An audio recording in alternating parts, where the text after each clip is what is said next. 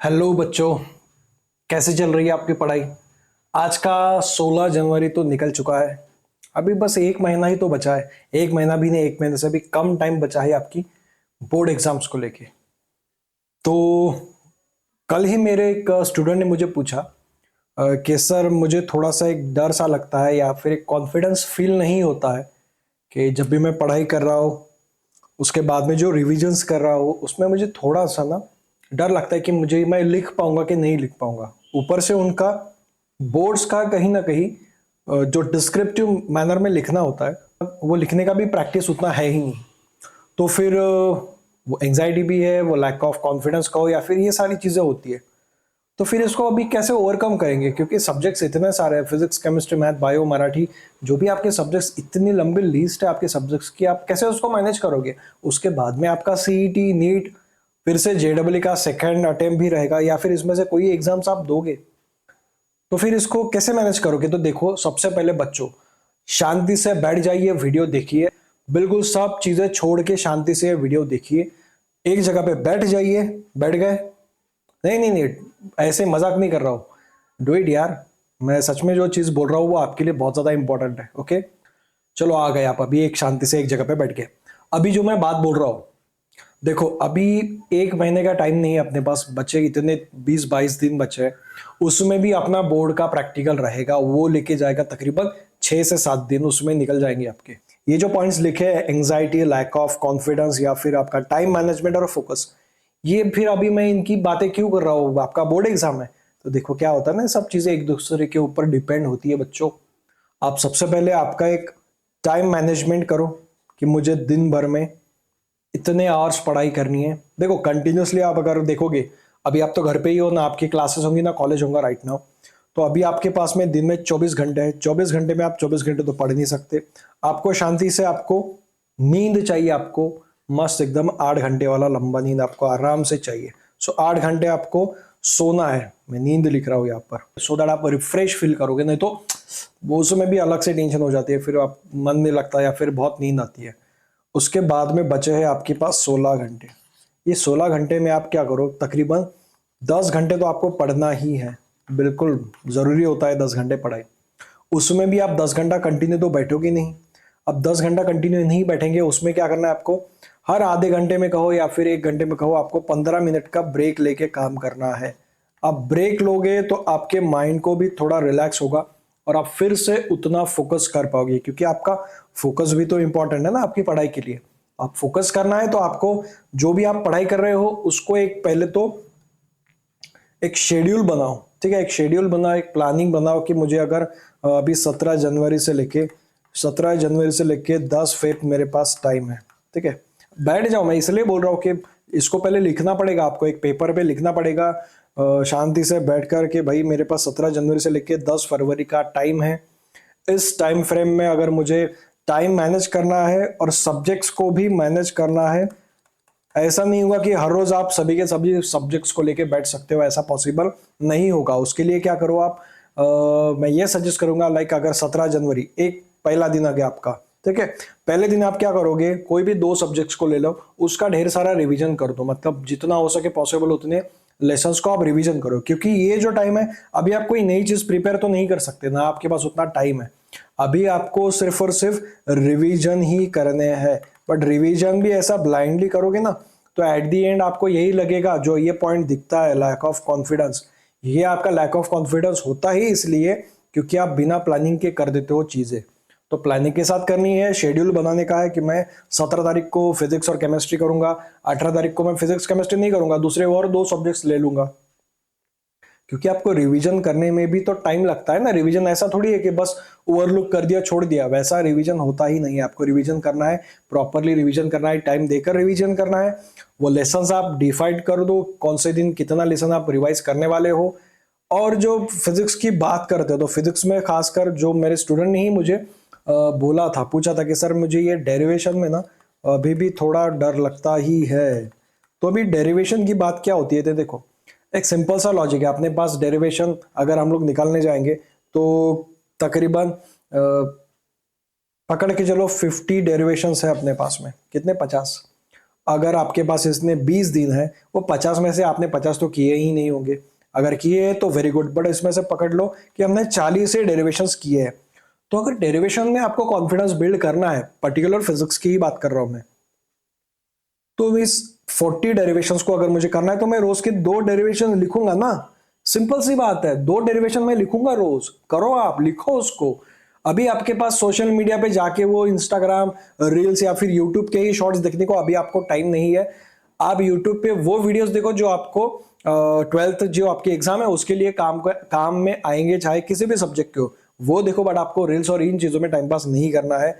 उसके बाद में ये 40 अगर डेरिवेशन है तो आप रोज के 2 अगर 5 टाइम्स भी लिखते हो, चलो 5 का आपके पास उतना टाइम नहीं है, देखो 3 बार भी लिखा ना, प्यार से एकदम शांति से 3 बार भी एक डेरिवेशन लिखा और 2 डेरिवेशन लिखने को आपको कितना टाइम जाएगा, वैसे ही रिवीजन हो जाएगा भाई। 20-22 दिन में सभी डेरिवेशन आराम से हो जाएंगे। कुछ ही डेरिवेशन बड़े होते हैं, कुछ डेरिवेशन बहुत ज्यादा छोटे होते हैं। तो डेरिवेशन को इस तरह से करो। अब फिर आती है बात फिजिक्स के न्यूमेरिकल्स की।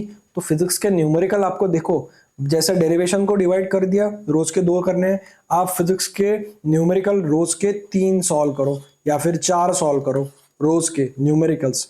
ठीक है, न्यूमेरिकल अगर आप करते हो 3 या 4, तो at the day of exam आप अगर आपके पास अगर 10-12 न्यूमेरिकल है सामने, उसमें से 6 तो कर पाओगे, कुछ तो कर पाओगे। ब्लाइंडली करोगे तो कुछ भी नहीं आएगा टाइम पे।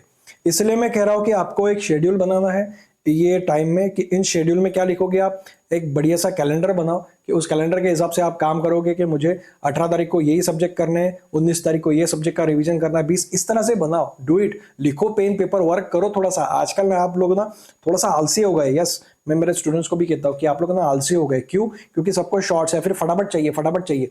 वैसा नहीं होता है, हर चीज में आप शॉर्टकट नहीं कर सकते हो। जब आप एमसीक्यू करते हो तो वो क्वेश्चन वैसे होता है और आप वहां पर शॉर्टकट कर सकते हो। आपको एट द एंड आंसर ही पूछा है, आपको प्रोसेस नहीं पूछी है। बट इधर ऐसा नहीं होता है, आपको पूरा प्रोसेस डिस्क्रिप्शन लिखना पड़ता है। तो उसके लिए आपको थरोली वो आपको पता होना चाहिए कि आपका इतना प्रिपेयर्ड है और उसके हिसाब से ही आपको वहां पर वर्क करना है। तो आप कैलेंडर बनाओगे, आपका शेड्यूलिंग करोगे, उससे क्या होगा कि आपका टाइम मैनेजमेंट प्रॉपर हो जाएगा।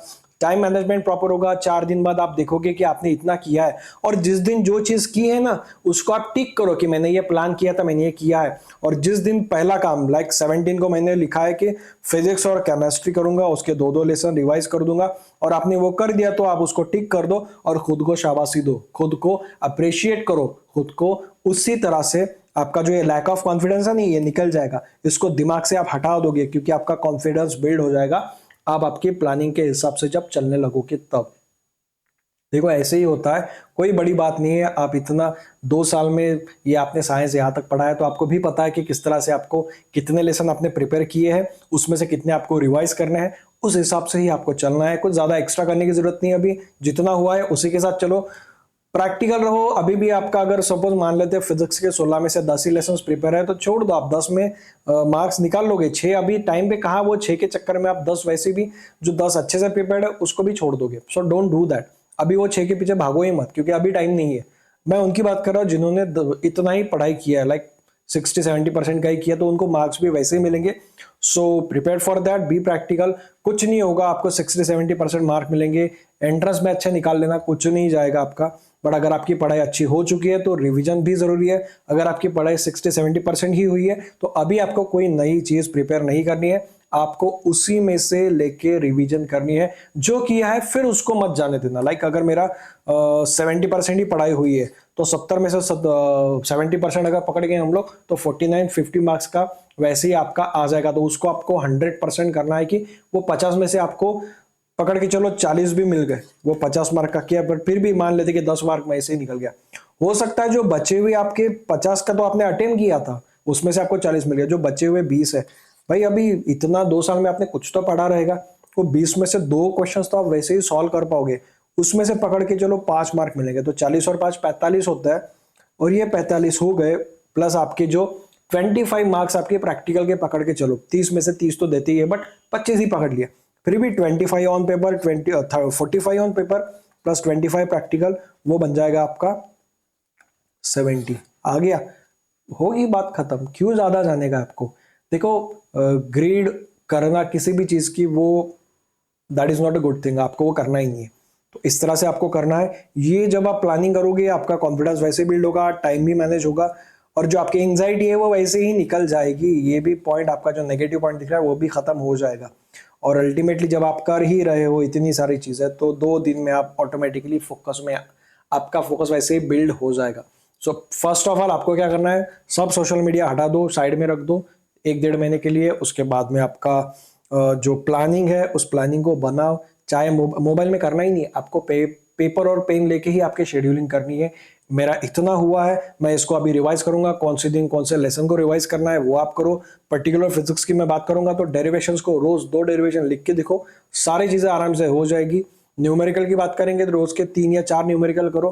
कितना टाइम लगेगा, छोटा छोटा टाइम, वन स्टॉक में 4 करना ही नहीं है। एक मैं सुबह करूंगा, एक मैं दोपहर में करूंगा खाना खाने के बाद, एक मैं शाम को करूंगा। तो इस तरह से आप स्मार्ट बच्चे हो यार, सो डू इट और स्मार्ट वर्क करो और अपने मार्क्स को ऐसे ही बढ़िया तरीके से लेके आओ। ओके, अभी मैं इस लेक्चर के बाद में, मतलब ये वीडियो के बाद में, मतलब कल 17 जनवरी है, तो कल मैं करंट इलेक्ट्रिसिटी के न्यूमेरिकल्स लेके आ रहा हूँ आपके लिए। करंट इलेक्ट्रिसिटी के जो बोर्ड बैक के न्यूमेरिकल्स है वो भी सॉल्व होंगे, सॉल्व एग्जाम्पल वो भी कवर होंगे, और जो प्रीवियस ईयर में आए हैं करंट इलेक्ट्रिसिटी लेसन के जो न्यूमेरिकल्स है वो भी आपको मिल जाएंगे along with the all formulas. Okay, तो ये वीडियो अपने दोस्तों के साथ भी शेयर करो, इसलिए शेयर करो ताकि उन्हें भी पता चले कि आप उनको किस तरह से वर्क करना है।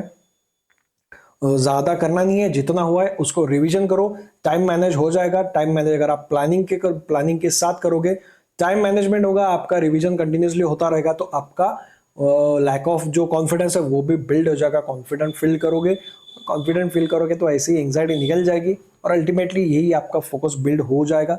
और at the end of the ये जो सब खत्म हो जाएगा, जब आपके एग्जाम्स होंगे तो आप कॉन्फिडेंस फील करोगे, आप लिख पाओगे कि आपका पेपर भी अच्छा जाएगा। Okay, promise me. और कमेंट में लिखो कि आपने ये वीडियो देखा है तो आपको इसमें से क्या मिला है, आपको क्या लगा है, जो मैंने चीजें बताई है उसमें से आप कौन से फील करते थे, जो भी आपकी चीजें थी, जो भी आपकी प्रॉब्लम थी। अगर इस वीडियो से वो सॉल्व हुई है तो वो प्रॉब्लम को लिखना कि मैं सर ये मेरे भी एंग्जाइटी फील करता था, लैक ऑफ कॉन्फिडेंस फील करता था, बट ये वीडियो देख के मुझे फायदा हुआ है। सो अगर आप लिखोगे, कॉमेंट करोगे तो मुझे भी अच्छा लगेगा। Okay, thank you very much बच्चों, best of luck and do it.